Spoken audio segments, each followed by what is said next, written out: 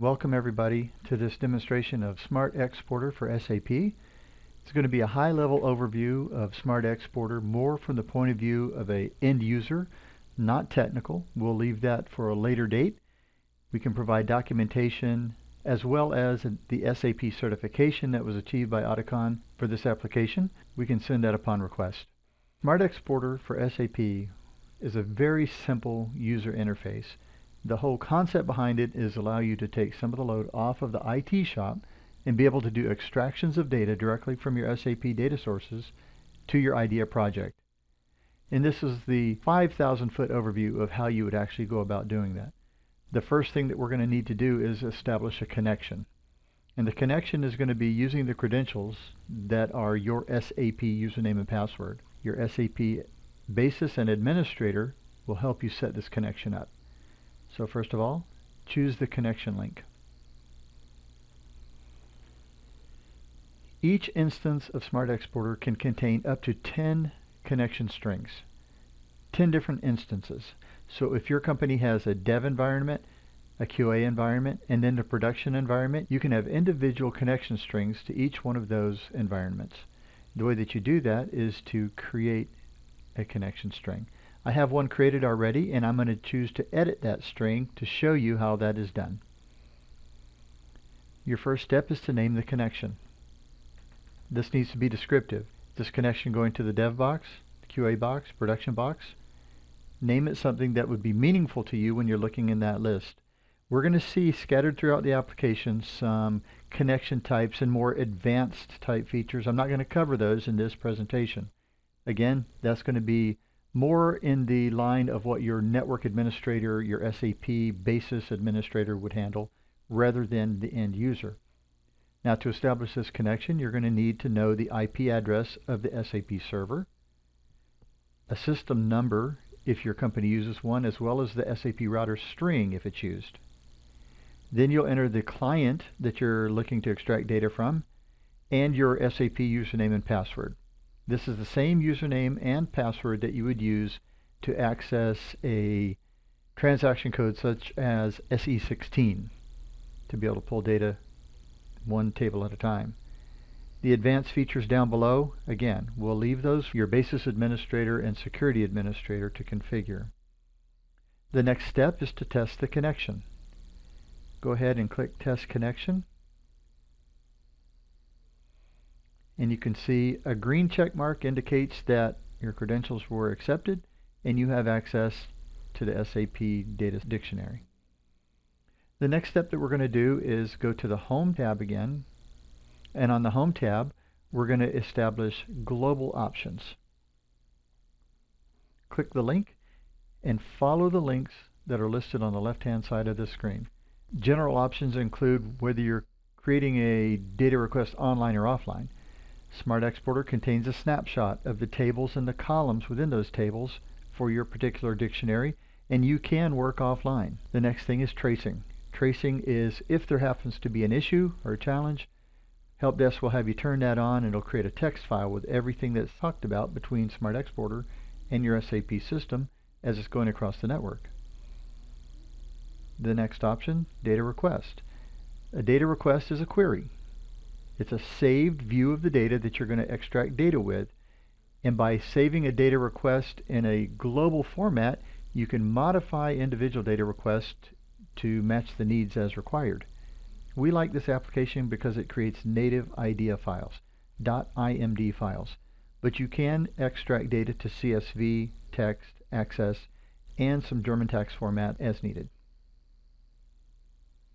Desktop and server. The desktop and server applications work exactly the same. Functionally, they're the same. It has to do with environment and also the application that you purchased. A little bit more advanced for what we need to talk about today. Where do you want the data to be extracted to? You can have this go to the Q drive or the Z drive. A lot of my internal audit shops will have extraction go directly to a drive that only the internal audit credentials allow access to. I have it set to the #1 demo on my C drive. If you look down here in the lower left-hand corner, that's where my IDEA project is pointed also.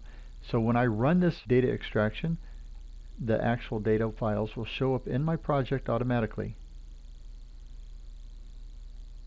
All right, again, some more advanced capabilities. How big of a packet, how much data do you want to come across the line in one chunk? Your administrator and your network people are going to be the best resource for this. And they're going to want some input into it because it does have an impact on resources on the SAP server. Regional. SmartExporter was developed by Autocon. They are the German distributor of IDEA, the equivalent to Automation Services in Germany. So you get two flavors, English and German. The data dictionary is the list of tables and the columns in those tables inside of your SAP instance. There's a bunch of different versions that are supported. Choose the version that you have, make it your default dictionary, and then anytime you create a favorite or a query, you're using a real-time view of the tables and the columns that's contained in your data dictionary. If the SAP administrator has modified that dictionary, you can download a copy of it and then make it your standard and do all of your queries based on your specific dictionary. The News tab, it actually turns on a little scrolling information if you want to. I typically have it turned off. About SmartExporter, if there's an issue, the help desk is going to want to know what version and some other information about the copy that you have. All right, let's go back to the Home tab. Now that we've established a connection and set some global options, we're going to create a data request. That's where the data is downloaded from the data dictionary on your SAP system and made usable. The ultimate goal of that is a favorite or a saved query. I'm going to click the favorites and show you the list of favorites that I've already created, and then when I double click one of these, I'll do this simple join example, it takes me to the screen that I would see if I had clicked the Create Data Request button. Name the data request. Give it something that's useful, something descriptive. Add it to the favorites on the first try because then it becomes part of your list. You can use it time and time again. And then put some notes about it so one of your colleagues, when they try to use this data request, they'll be able to read, what does this thing do? Next thing, choose the connection that you want. Dev, QA, production, what have you. Highlight it, it becomes part of your query. And lastly, select the tables. The search feature inside of this particular option allows you to search the name of the column and a description of the column. So if you know you want the BSEG table, put your mouse in the search, start typing BSEG.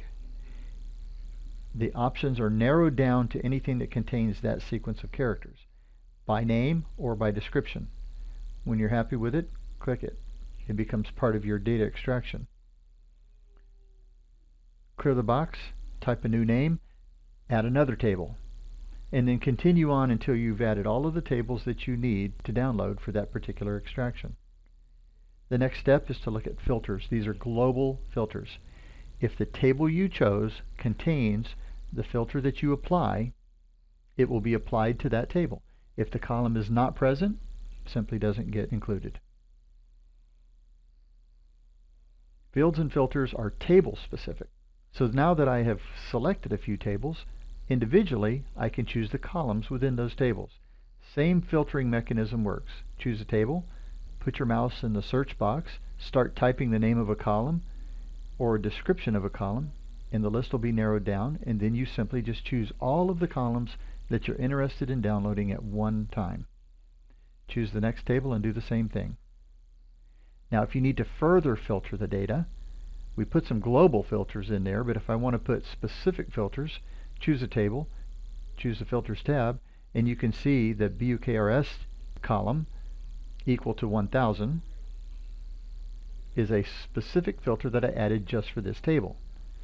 All you do is click the button and choose any column in the table, choose an operator, and then give it a value, and it becomes specific to this table. Alright, these three buttons up here, once you've established your tables and your columns and any filters, you can click the button to verify access to the tables. Let's go back and look at the fields and choose to verify access. What's going to happen now is I get a green check mark if my username and password allows me to see those tables and the columns. If I get a red X, I don't have access. You notice if I put my mouse over the top of one of the columns, it'll tell me if that is a key value or if it's not. The next thing I can do is check the size of the download. Clicking this button right here will actually have SmartExporter assemble what's called a query plan, do a quick check of how many rows and how big the data will be downloaded across the web when you push the button. It's good to know. If you don't put the proper filters on and you accidentally tell the system to download you 400 million rows, you could be there a while. You might want to put some filtering on it and skinny that record set down and get specific data that's very relevant and valid for the analysis that you're currently doing. You can also do a quick preview of the data table by table. It'll show you what the first 100 records look like for any specific table.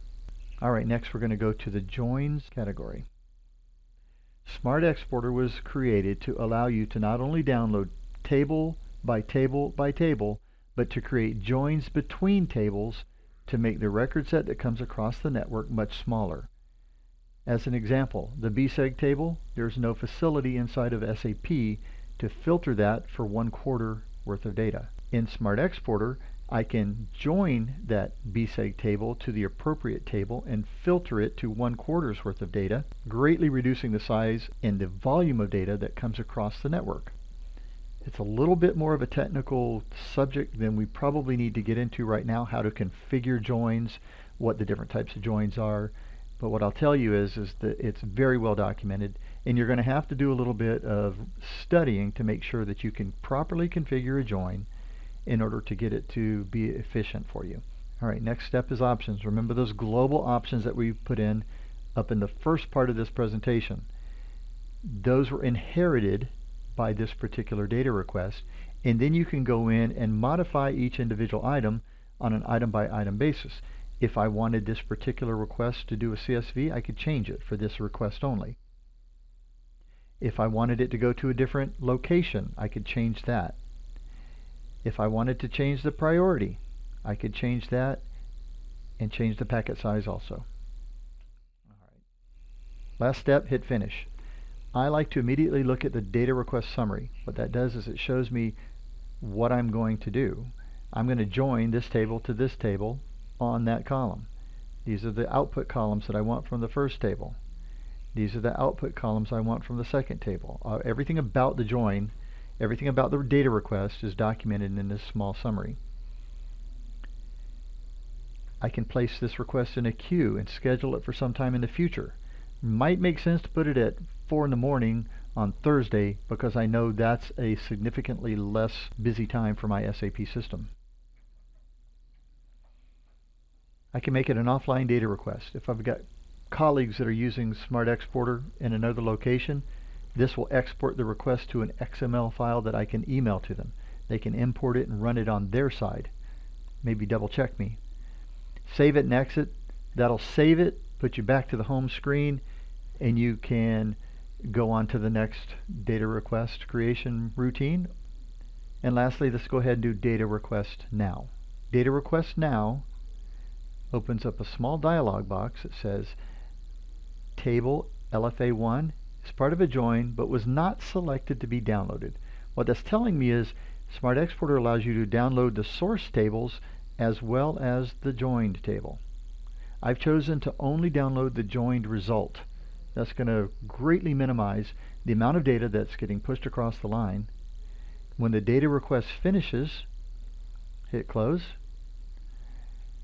And let's minimize SmartExporter. Go over to IDEA. There's the joined table and the data. So what I've been able to see is SmartExporter will allow me to create a request to take data directly out of my SAP system into my IDEA project as a .imd or an IDEA database, all in one step. It should be a great time saver and make you a little bit more efficient down the line.